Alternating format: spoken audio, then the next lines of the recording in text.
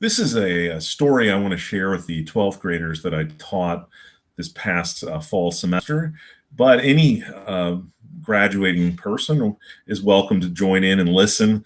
Um, David Foster Wallace, the great author, he gave a tremendous commencement address called This is Water, in which he said little didactic stories are one of the better aspects of commencement addresses. He used some earthy language to express that point. I'll skip the earthy language, but I will put a link to This is Water in the description below this video. And so I have a story, and it's a story about taking good risks. And so in the middle of a pandemic, I do want to preface this that I am at least not encouraging people to do anything that would endanger themselves or their loved ones. I think following the best possible medical advice, socially distancing when necessary, and socially isolating, or at least staying home when possible, is where we need to be, in my opinion. And masks and other things need to be used when we cannot stay home. But I'm not encouraging taking wild, crazy risks. If you have to go out, use the proper precautions. But this story begins in 1998. It ends in 98 too. But I was a recent graduate from Georgetown University. I moved from Washington, D.C. back to Louisville. I hadn't really lived in Louisville since I was in high school. I spent one full summer in Louisville while I was in college. The rest of the time I was either in Washington, D.C. or kind of bouncing between Costa Rica and Louisville. And I got a membership to the Louisville Zoo, and I went. And I went to the reptile area in the Islands exhibit, and I came to the Cuban crocodile enclosure. And I knew there were crocodiles there. I was excited to see them. They're animals that I like for whatever reason. If anybody's known me for any period of time, crocodiles are right at the top of my list of different species. And I walk in, and normally reptiles don't do much at the zoo. They pretty much are just basking or something. But I walk in, and there's this large crocodile trying to kill a fairly large crocodile. It's attempting to bite it. It's chasing the other crocodile. It's clearly the one smaller one's trying to escape. The larger one's chasing it both on land and in water. So this is more action than you're ever going to see in a reptile display at a zoo. The enclosures, like I said, typically just have the animals kind of basking. Occasionally they move around a little bit, but they're not fighting, let alone fighting to the death as it appeared. And I then saw a zookeeper who looked absolutely horrified. And he was the head of ectotherms at the Louisville Zoo. So he had risen up within his own profession to be the top guy for, cold-blooded creatures that the zoo had. He was also selected by fellow herpetologists to be in charge of the Cuban crocodile species survival plan. So in the United States, he was in charge of all of the pairings of crocodiles in order to produce eggs for this critically endangered species.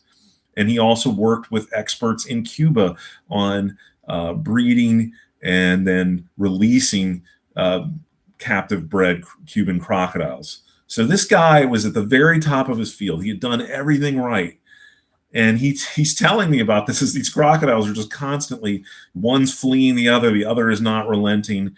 And he says, look, I fed the male extra food, hoping that would make him a little bit more lethargic. But we just got an adult female from the Czech Republic. And we've got to pair them up. They're not genetically related, so they're a good pair. They're at the right age. The species is critically endangered. And so after the whole quarantine period, when the female crocodile came over from the Czech Republic, he had to introduce the two of them. So he'd done everything right. He's at the top of his field. He knows more about Cuban crocodiles than anyone in the United States. People have selected him to have his hands very deeply involved in the survival of this species. This is a critically endangered species. It may go extinct if people like him fail. And so he's done all the right things. He's prepared. He knows his stuff. And yet he still had to take this risk. And it is possible in this situation that the crocodile would kill the other one. He said that to me. He's like, the male crocodiles in the wild are very territorial. And in the wild, she would just swim away. But he's like, here, I have to pair them, but he might kill her. And this would be a colossal failure because of all the energy that went into this pairing that they had made and all the energy that had gone into raising these two crocodiles to this point. Now, I will spoil the story and say I came back the next day and walked into that was the first place I went. I bypassed everything else when I got to the zoo. I walk in and there are two crocodiles sitting next to each other basking. The day before, the female had like blood coming out of her jaw from where he like head smashed her from the side. I guess crocodiles do this. And he just took his skull and cracked it into her skull. And it was an ugly scene, but overnight or at some point, the male crocodile decided she was okay, and they're still together to this day. When I go to the Louisville Zoo, I always make a point to check on them, and they produced many clutches of eggs and are a vital part of the species survival plan. But the point of this didactic little story is that in life, you have to do the right things. You have to prepare. You have to lay the groundwork. And you can do all of that, and things still don't go your way. That can happen. More often than not, if you continue with persistence by doing the groundwork and being persistent at dotting your I's, crossing your T's, things will eventually turn in your direction. But it is possible to do all the right things, have the exact right training, the exact right resume, apply for a job and not get it. It is possible to be as prepared as you think you can be to be a parent and to be finding yourself completely befuddled by the situations that present themselves to you as a parent. So in life, there are many things that are risks. And a lot of what's gone on in terms of schooling is a method of preparation. And preparation is a great thing, but preparation does not guarantee success.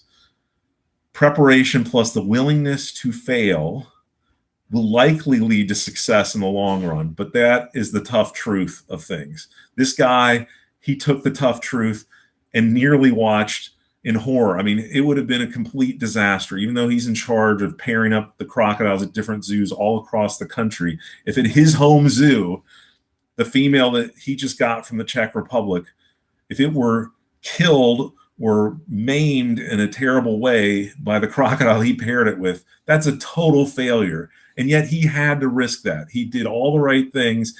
It almost blew up in his face, and yet it ended up working out. But in many cases in life, we really don't have assurances. What we have are good risks to take and bad risks to avoid. And so I would say, as you move on from graduation, be aware that you've got to lay the groundwork, you've got to prepare yourself, but also be aware there are no assurances that that's going to lead to success in the short term or even the medium term.